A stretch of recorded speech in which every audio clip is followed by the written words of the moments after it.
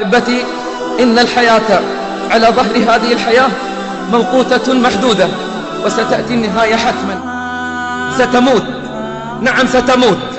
إنها الحقيقة التي نهرب منها دائما، إنها الحقيقة التي يسقط عندها جبروت المتجبرين وعناد الملحدين وطغيان البغاة المتألهين. إنها الحقيقة التي شرب من كأسها العصاة والطائعون، وشرب من كأسها الأنبياء والمرسلون.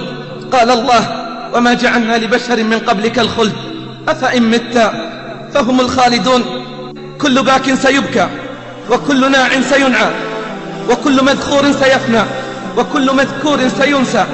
ليس غير الله يبقى، من علا فالله أعلى. اعلم بارك الله فيك أن لا سبيل للخلود في هذه الحياة.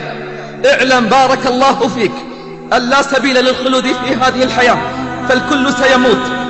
ليت شعري بعد الموت أين تذهب، رحم الله من اعتبر وتأهب.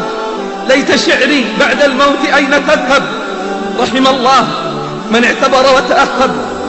يا ابن العشرين كم مات من أقرانك وتخلفت، يا ابن الثلاثين أدركت الشباب فما تأسفت، يا ابن الأربعين ذهب الصبا وأنت على اللهو قد عكفت، يا ابن الخمسين أنت زرع قد دنا حصاده، أنت زرع قد دنا حصاده، لقد تنصفت 100 وما أنصف.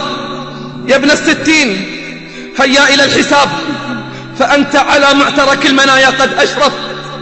يا ابن السبعين ماذا قدمت وماذا أخرت، يا ابن الثمانين لا عذر لك فقد أعذرت. والله وأقسم بالله من حمل نعشا اليوم سيأتي يوم ويحمل هو على الأكتاف، ومن دخل المقبرة زائرا سيدخل يوما ولن يخرج منها، ومن عاد إلى بيته اليوم سيأتي يوم ولن يعود.